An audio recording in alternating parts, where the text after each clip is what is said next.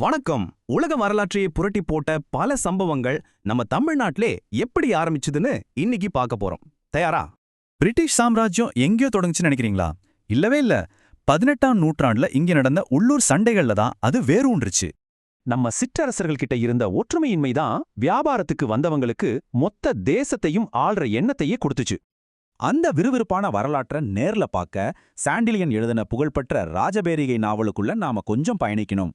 வானதி பதிப்பக வெளியீடா 3 பாகங்கள்ல வந்த இந்த பொக்கிஷம் உண்மை வரலாற்றையும் கற்பனையையும் ரொம்ப சுவாரஸ்யமா இணைக்குது. சரி, விஷயத்துக்கு வருவோம். இந்த விருது பெற்ற புத்தகத்தோட மிகப்பெரிய ஸ்பெஷலே இதோட அச்சசலான வரலாற்று பின்னணிதான். ஆசிரியர் சும்மா கதை விடல, தன்னோட ஆழமான வரலாற்று ஆய்வுகளை அடிக்குறிப்புகளா கொடுத்து இந்த நாவலுக்கு செம ஸ்ட்ராங்கான அடித்தளம் அமைச்சிருக்காரு. உதாரணமா 18ஆம் நூற்றாண்டு படையெடுப்புல திருவரங்கம் கோவில்ல அரங்கனின் கண்ணா இருந்த ஒரு மிகப்பெரிய வைரம் திருடப்பட்டதுன்னு உங்களுக்கு தெரியுமா? நம்ம உள்ளூர் வரலாறு எப்படி உலக லெவலுக்கு போச்சு பாருங்க. அந்த வைரம் தான் இப்போ ரஷ்யா ஜார் மன்னரோட புகழ்பெற்ற ஆர்லோவ் வைரம். இதுல இன்னொரு ஆச்சரியமான விஷயம் என்னன்னா, பிரிட்டிஷ் தளபதி ராபர்ட் கிளைவ் உண்மையிலே தமிழ் கத்துக்கிட்டு சரளமா பேசியிருக்காரு. அது மட்டும் இல்ல, பிரிட்டிஷாரோட முதல் படையெடுப்பு ஆற்காடு மேல நடக்கல, கொள்ளிடத்துல இருந்து தேவிக்கோட்டை தீவு மேலதான்னு இந்த புத்தகம் உடைக்குது. இந்த பக்கங்களை படிக்கும்போதே அந்த கால ராணுவ தந்திரங்களையும் பகீர்னு கிளப்புற அரசியல் சூழ்ச்சிகளையும் நாம நேர்லயே பார்க்குற ஃபீல் கிடைக்கும்.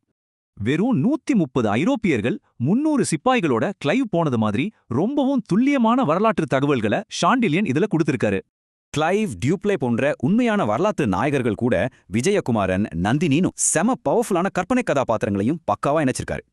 பிரெஞ்சு படை தோற்ற இடத்துல ஆங்கிலேயர்கள் அவங்களோட கச்சிதமான தந்திரமான போர் முறைகளால எப்படி ஜெயிச்சாங்கன்னு இதுல தெளிவா பார்க்கலாம். அதே நேரம் ராணி மீனாட்சியோட சோகமான மரணம் அங்கிருந்த ஒட்டுமொத்த அரசியல் கூட்டணிகளையே தலைகீழா மாத்தின முக்கியமான திருப்புமுனையா அமையுது. சென்னை, காஞ்சி, திருச்சில இன்னைக்கும் நாம சுத்துற இடங்கள்ல அன்னைக்கு இவ்ளோ பெரிய வரலாற்று மாற்றங்கள் நடந்திருக்குன்னு படிக்கும்போதே சிலிர்க்குது. சரி, இப்போ ஒரு முக்கியமான கேள்வி. குறிப்பா நம்ம மாணவர்கள் இந்த வரலாற்று பொக்கிஷத்தை இன்னைக்கு ஏன் கட்டாயம் படிக்கணும்? விமர்சகர் கருணாமூர்த்தி ரொம்ப ஆழமா சொல்ற மாதிரி, மிருகங்களுக்கும் மனிதனுக்கும் இருக்கிற ஒரே ஒரு வித்தியாசம் நம்ம வரலாறு தான்.